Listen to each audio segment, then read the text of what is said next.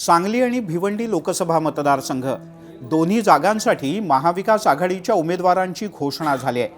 पण तिढा काही सुटलेला नाही मंडळी. या जागांवरून महाविकास आघाडीत सगळं काही आलबेल नाही. या दोन्ही जागांसाठी काँग्रेस आग्रही होती आणि आहे. विजय वडेट्टीवार यांनी तर मित्रपक्षातील सगळ्यांनीच आघाडी धर्म पाळावा असं आवाहन केलं. तर नाना पटोले यांनी काँग्रेसच्या कार्यकर्त्यांना टोकाची भूमिका घ्यायला लावू नका, आपण मार्ग काढू असं म्हटलं. यामुळे रस्सीखेच सुरू असल्याचं स्पष्टपणे दिसतंय.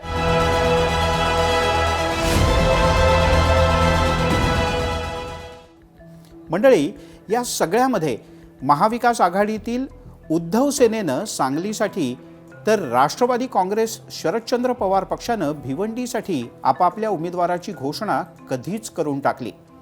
विशेष म्हणजे या दोन्ही जागांवर काँग्रेसनं दावा केला होता. महाविकास आघाडीतल्या नेत्यांचं बोलणं सुद्धा सुरू असल्याचं एकीकडे सांगितलं जात होतं, पण उमेदवार मात्र जाहीर झाले. अचानकपणे काँग्रेस सोडून दुसऱ्याच दोघांनी इथून उमेदवार घोषित केल्यानं महाविकास आघाडीतला तिढा सुटल्याचं बोललं जाऊ लागलं. पण दिसतं तसं नसतं. काँग्रेसनं अजूनही या दोन्ही जागांवरचा आपापला दावा अजिबात सोडलेला नाही.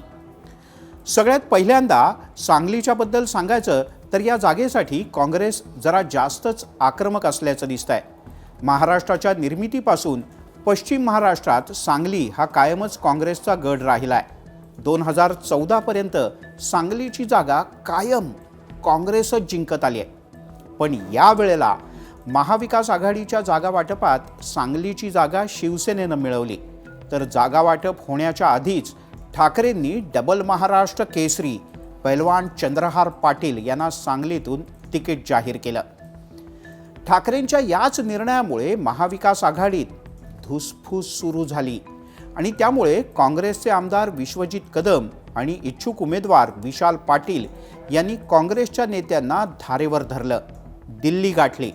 सांगली जिल्ह्यातील मिरज, सांगली, पलूस, कडेगाव, शिराळा, खानापूर, इस्लामपूर आणि तासगाव, कवठे महांकाळ तसंच जत असे विधानसभा मतदारसंघ. त्यापैकी मिरज, सांगली, पलूस, कडेगाव आणि शिराळा इथे काँग्रेसचा प्रभाव आहे. खासदारकीची जागा दिल्यानंतर या भागातल्या आपल्या वर्चस्वाला आणि कदाचित पुढे जाऊन आमदारकीला सुद्धा आव्हान निर्माण होऊ शकतं अशी भीती विश्वजित कदम आणि काँग्रेसच्या नेत्यांना आहे. याचसाठी विश्वजित कदम यांनी आपल्या सहकाऱ्यांसह एकदा नाही 2 वेळेला दिल्ली गाठली आणि पक्षश्रेष्ठींची भेटही घेतली. विशाल पाटील यांनी सांगलीतून आज माध्यमांशी संवाद साधला. तेव्हा त्यांनी स्पष्टपणे सांगितलं की याबद्दल बाळासाहेब थोरात यांच्याशी बोलणं झालं असून सांगलीच्या जागेवर आजच निर्णय होईल असं थोरात म्हणाले. यावेळी बोलताना विशाल पाटील यांनी संजय राऊत यांच्याबद्दल नाराजी व्यक्त केली. राऊत यांच्याबद्दल आदर आहे असंही ते म्हणाले, पण सांगलीवरून त्यांनी असा विरोधाचा सूर लावू नये असं म्हणत त्यांनी खंतही व्यक्त केली. संजय राऊत यांनी आघाडीचा धर्म पाळावा, सामंजस्याची भूमिका घ्यावी असं प्रदेशाध्यक्ष नाना पटोले सुद्धा म्हणाले. म्हणजेच महाविकास आघाडीत बिघाडी होण्यासाठी कुठे ना कुठे संजय राऊत यांना जबाबदार धरलं जाण्याची शक्यता नाकारता येत नाही. तज्ज्ञ तरी तसंच सांगतात. तर भिवंडीच्या जागेवर शरद पवार यांच्या राष्ट्रवादीनं सुरेश म्हात्रे यांचं नाव घोषित केलं. या जागेवरून सुद्धा शरद पवार गट आणि काँग्रेसमध्ये चांगलीच रस्सीखेच सुरू होती. कोकण विभागातील 7 मतदारसंघांपैकी एक असलेल्या भिवंडी लोकसभा मतदारसंघात काँग्रेस मजबूत आहे. आत्तापर्यंत काँग्रेस 8 वेळेला इथे आपला खासदार निवडून आणण्यात यशस्वी झाली आहे. भिवंडी लोकसभा मतदारसंघ हा आपला पारंपरिक मतदारसंघ असल्याचं काँग्रेसच्या नेत्यांचं म्हणणं आहे. मागच्या 3 लोकसभा निवडणुकांपैकी 2009च्या निवडणुकीत काँग्रेसचा उमेदवार इथून निवडून आला होता. मात्र नंतरच्या 2 म्हणजे 14 आणि 19 या निवडणुकांमध्ये मात्र काँग्रेसचा पराभव झाला. इथे कमळ फुललं. तरीसुद्धा ही जागा काँग्रेसलाच मिळाली पाहिजे असा काँग्रेसच्या नेत्यांचा आग्रह आहे. त्यातच काँग्रेसची भारत जोडो न्याय यात्रा याच मतदारसंघातून गेली. त्यामुळे काँग्रेस आणखीन आग्रही आहे, कारण त्याचा फायदा होईल असं इथल्या नेत्यांना वाटतं. 2014 आणि 2019 मध्ये काँग्रेस उमेदवाराचा पराभव झाला होता.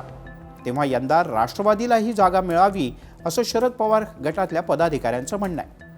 पण मंडळी, हा सगळा वाद सुरू असतानाच एकाएकी अचानकपणे राष्ट्रवादी काँग्रेस शरदचंद्र पवार पक्षानं आपला उमेदवार जाहीर करून टाकला.